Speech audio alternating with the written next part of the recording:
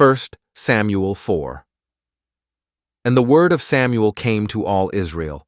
Now Israel went out against the Philistines to battle, and pitched beside Ebenezer, and the Philistines pitched in Aphek. And the Philistines put themselves in array against Israel. And when they joined battle, Israel was smitten before the Philistines, and they slew of the army in the field about 4,000 men.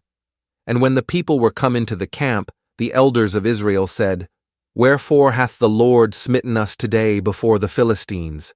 Let us fetch the ark of the covenant of the Lord out of Shiloh unto us, that when it cometh among us, it may save us out of the hand of our enemies. So the people sent to Shiloh, that they might bring from thence the ark of the covenant of the Lord of hosts, which dwelleth between the cherubims.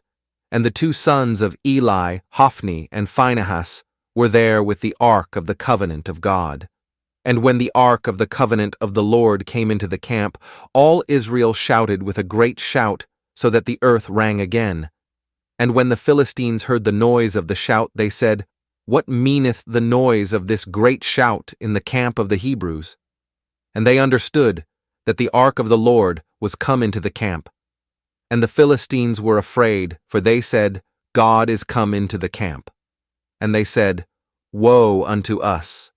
For there hath not been such a thing heretofore. Woe unto us!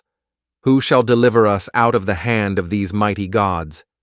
These are the gods that smote the Egyptians with all the plagues in the wilderness.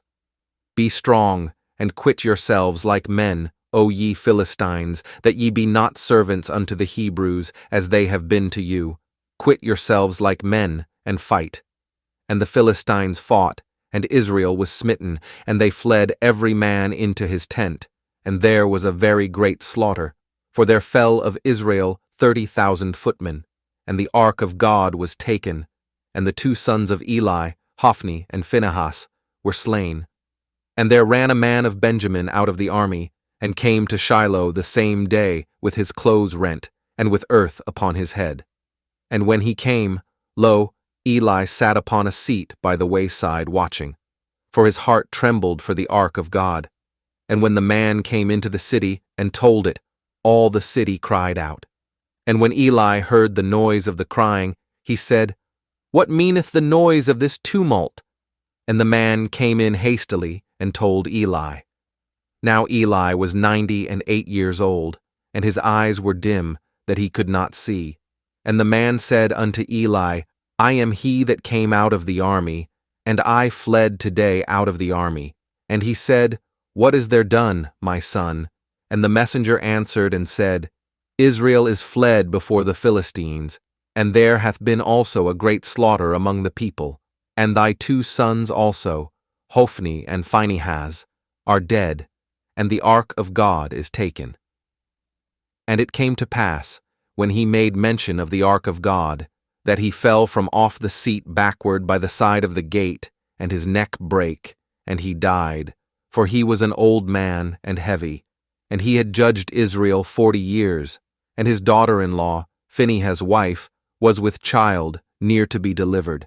And when she heard the tidings that the ark of God was taken, and that her father-in-law and her husband were dead, she bowed herself and travailed, for her pains came upon her. And about the time of her death, the women that stood by her said unto her, Fear not, for thou hast borne a son. But she answered not, neither did she regard it. And she named the child I-Chabod, saying, The glory is departed from Israel, because the ark of God was taken, and because of her father-in-law and her husband. And she said, The glory is departed from Israel, for the ark of God is taken.